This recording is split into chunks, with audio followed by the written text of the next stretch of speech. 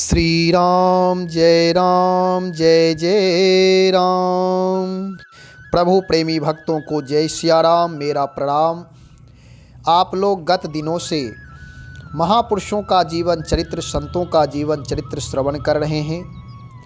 अहो भाग्य, भगवान की यह हेतु की कृपा है कि हम आप संतों का जीवन चरित्र गायन और श्रवण कर रहे हैं। आज उसी क्रम में एक ऐसे संतों के बारे में मैं बताने जा रहा हूँ जो कलयुग के प्रत्यक्ष भगवान हैं, सेवा और सुमिरन निष्ठ हैं, किसी से कोई सम्मान की चाहना नहीं रखते हैं, अपने आप को हमेशा छिपाए रहते हैं। उन महापुरुषों की पहली विशेषता तो ये है कि उन्हें किसी से किसी प्रकार कोई चाहना नहीं है।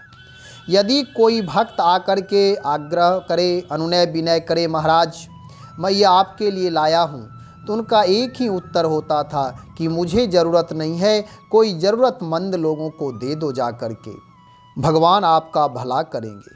और वे किसी से कुछ लेते ही नहीं थे, हमेशा कामना रहित रहना। और सबसे विशेष बात ये थी कि सब ही मान प्रद आप अमानी, सबका सम्मान करते थे।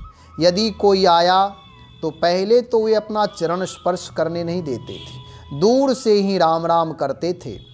और यदि कोई चाहे प्रणाम करने के लिए तो उनका एक ही वचन था कि भगवान को, गुरुजन को प्रणाम करो, मैं तो हरि का दास हूँ। इस प्रकार वह अपनी भावना रखते थे और भगवत कैंकर्ज निष्ठ थे।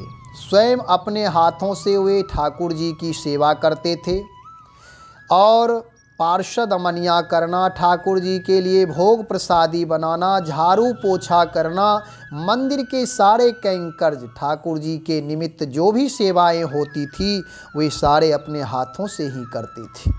सदा ही राम भक्ति में तल्लीन रहते थे, मौन रहते थे।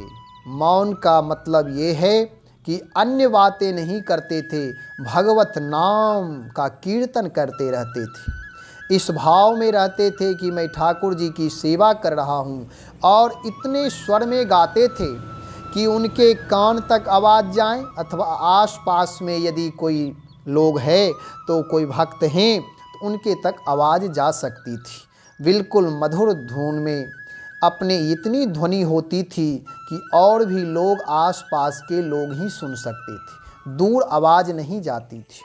और आह्लाद से भर करके, करुणा से भर करके, पुकार भाव से वे हमेशा युगल मंत्र श्री सीताराम सीताराम सीताराम सीताराम नाम का जप क्या करते थे। ऐसे महापुरुष, ना किसी से कुछ लेना।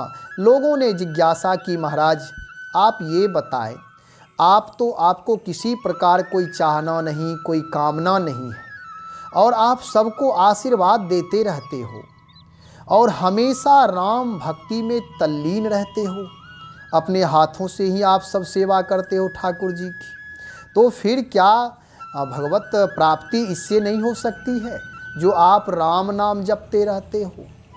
तब उन्होंने कहा कि देखो, ये जो बाह्य सेवाएं हैं ये तो शरीर की शुद्धि, मन की शुद्धि, चित्त की शुद्धि, हृदय की शुद्धि, बुद्धि की शुद्धि के लिए है, अहंकार का समापन करने के लिए है, लेकिन वास्तविक शुद्धि राम नाम से ही होता है।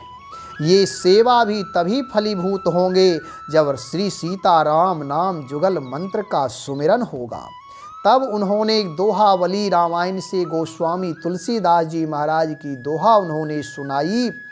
सकल कामनाहीन जे राम भगति रस लीन, नाम सुप्रेम पीयूष हृद तिन्हु किए मन मीन।